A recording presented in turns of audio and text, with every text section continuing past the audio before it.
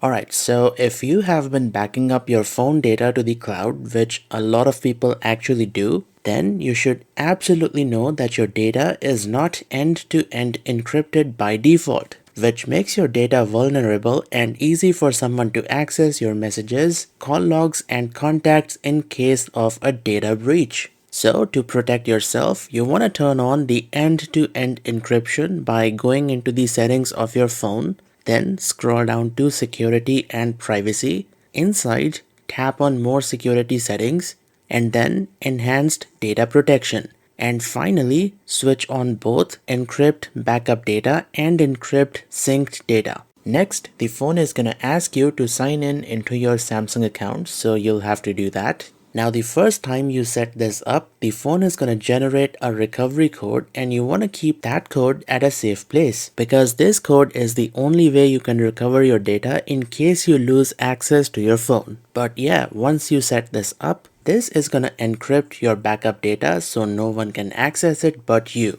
I'm not sure why this is off in the first place because encryption makes it impossible for someone else to read your backups, so you'll be safe even if there's a data breach and your backups get leaked. And the best part is, switching on encryption on one device is also gonna switch it on every Samsung phone or tablet that is signed in into your Samsung account. So you only need to do this once.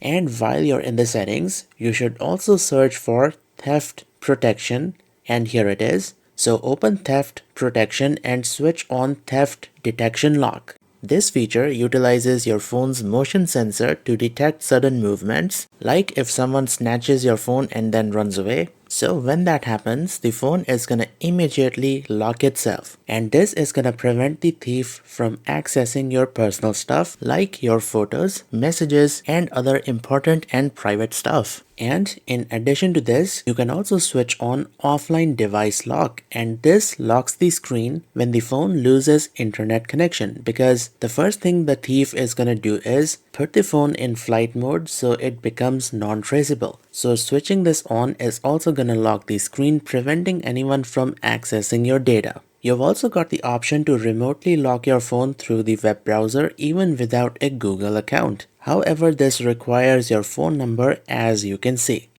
Now, to remotely lock the phone, you want to open a web browser and then head on to android.com/lock and then enter your phone number over here and then tap on lock. And as you can see, this is gonna lock the phone. And you don't even need to be signed in into your Google account to do this. But keep in mind that you can only do this twice per day, or else it would be very easy for someone to constantly lock your phone. Now, there is one more super useful hidden security feature that you should enable, and that is the lockdown mode in the power off menu. I'll show you what it does, but first, let's enable this by going into the settings of the phone, then scroll down to lock screen and AOD. Inside, tap on secure lock settings and then enter your unlock pin. Once inside, enable show lockdown mode option.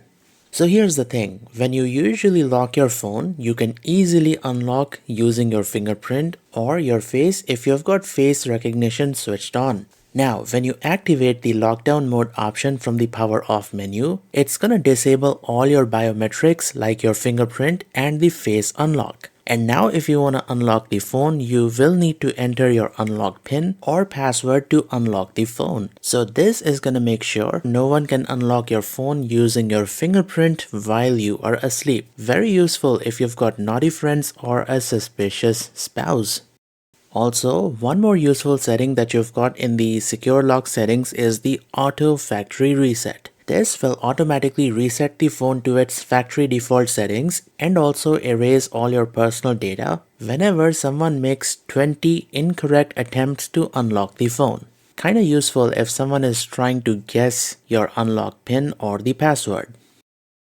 Now, I am pretty sure that you guys have been in a situation where you have to give your phone to someone. Maybe they want to make a phone call or browse something on the web. But instead, they open your gallery and start looking through your personal photos. They also might open your messaging app and check out all your private chats. Yeah, that actually has happened to me plenty of times. Well, to prevent this exact thing from happening, you can enable a powerful privacy feature called Pin App. And once you activate, it's gonna prevent your nosy friends from accessing your phone's gallery or any other app on the phone. As you can see, nothing happens when I press on the home or the back button. To make the phone go back to normal, we can press and hold the back and the recents button together. And finally, you'll have to enter your biometrics to get back into the phone. Super powerful privacy feature, right? Now this feature is switched off by default, so you will have to enable it by going into the settings of your phone, scroll down to security and privacy. Inside, tap on more security settings and here, enable allow apps to be pinned. And also tap here and make sure that lock phone after unpinning is also enabled. So after enabling this setting, the next time you give your phone to someone, make sure to pin the app that they want to use by going into the recents, app icon and then pin the app so that they cannot access the rest of the contents of your phone.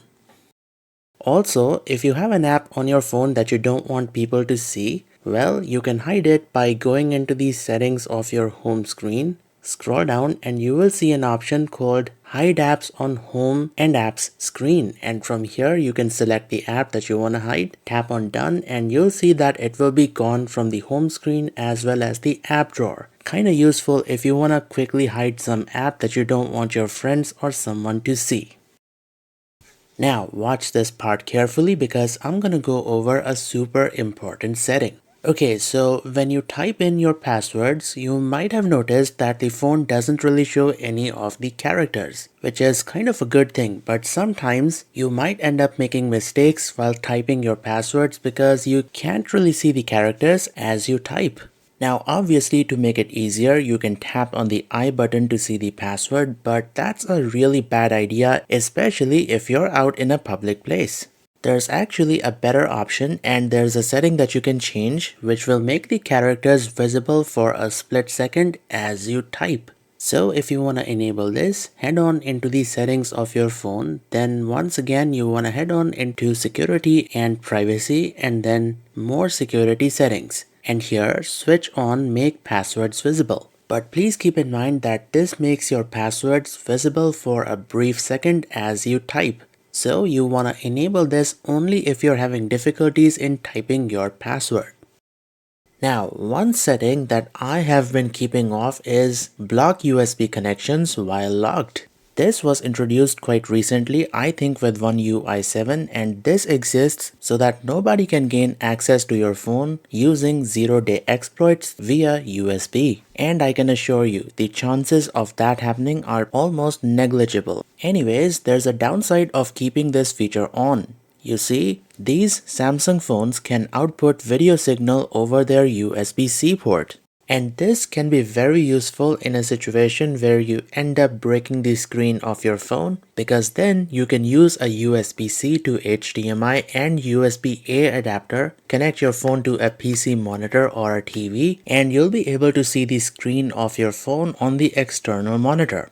And this gives you the ability to easily unlock the phone using a keyboard mouse combo even when the screen of the phone isn't functional. And once you unlock the phone, you can use it normally and transfer all of your data onto another smartphone. But if the block USB connection setting is enabled, well, then you won't be able to connect any USB device. So this effectively blocks the phone from outputting a video signal, so connecting it to a monitor isn't gonna do anything. The phone is going to show a message to use USB, unlock your phone. So if you have a broken phone with a non-functional screen, you won't be able to recover any of your data. And this is the only reason why I've got this setting disabled. I know it's a dumb reason, but I don't want to get locked out of my phone in case the screen breaks, and you know, accidents do happen. I have already had 2 phones break on me, so I'm not gonna take this risk again. Now keep in mind that your phone is still pretty secure even with this setting off, because when you connect your phone to your computer, you will still need to unlock the phone to use the USB file transfer option.